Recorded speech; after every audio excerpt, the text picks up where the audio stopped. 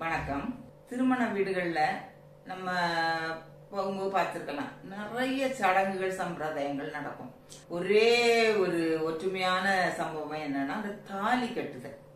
தாலி மணமகன் உற்றார் உறவினர் முன்னிலையில தாலி என்ன பண்ணுவான், மணமகன் மணமகள் கழுத்துல தாலி அணிவித்து எதுக்கு அணிவிக்கிறான், இவள் இன்று முதல் இவள் என்னுடைய மனைவியாக்கி கொள்கிற திருமணம்ங்கிற ஒரு பந்தம் வந்த நேரத்துல இவங்க முத செய்யும் போது உலோகங்கள்லாம் அப்ப கண்டுபிடிக்கப்படவில்லை.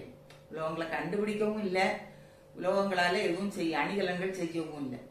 அந்த நேரத்துல என்ன செய்தாங்கன்னா, தாளத்தினால இந்த தாலி செய்தாங்க. அதுதான் தாளம் தான் மருவி தாலியாக மாறுச்சு. தாளம்னா என்னன்னு முதல்ல நம்ம தெரிஞ்சுக்கணும்.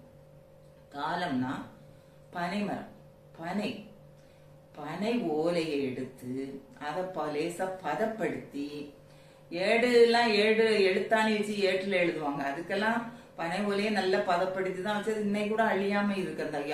அந்த எழுத்துக்கள் கூட அழியல. எது எழுத்தாணி வச்சு எழுதணும்.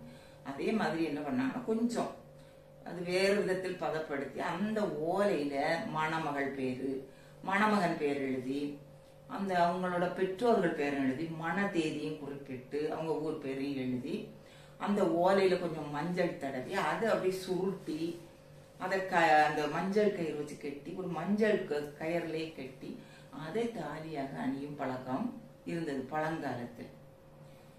இது என்ன ஆச்சுன்னா, கொஞ்ச நாள் தான் இந்த ஓலையில உள்ளதெல்லாம் இது பண்ணும்.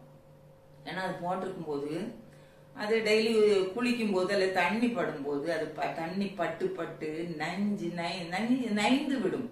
இந்த ஓலை நைந்து பீந்து விடும். சும்மா தாலி மாத்திட்டு இருக்க முடியாது. அதனால என்ன பண்ணாங்க, அந்த தாலியை உலோகத்தால செய்ய ஆரம்பிச்சாங்க. உலோகம்னா தங்கம் தான் விலை மதிப்பு இல்லாதது. அது எதுக்கும் எப்பவுமே அது பயன்படக்கூடியது. ஒரு பொண்ணுட்ட தாலி இருந்தா அது எந்த ஒரு இக்கட்டிலையும் உதவக்கூடியது. அதனால தங்கத்துல தாலி செய்ய முறை அதுக்கப்புறம் தான் அதுக்கு பேர் தாளம் சொல்லி, அந்த தாளம் தாள ஓலையில செய்த அந்த பனை ஓலையில செய்யப்பட்ட அந்த தாலி பின்னால தாளம் என்பது மருவி மாற்றமடைந்து இன்னைக்கு தாலியாக மாறிவிட்டது. இப்படிதான் அந்த தாலிங்கிற பேரே வந்தது. வணக்கம்.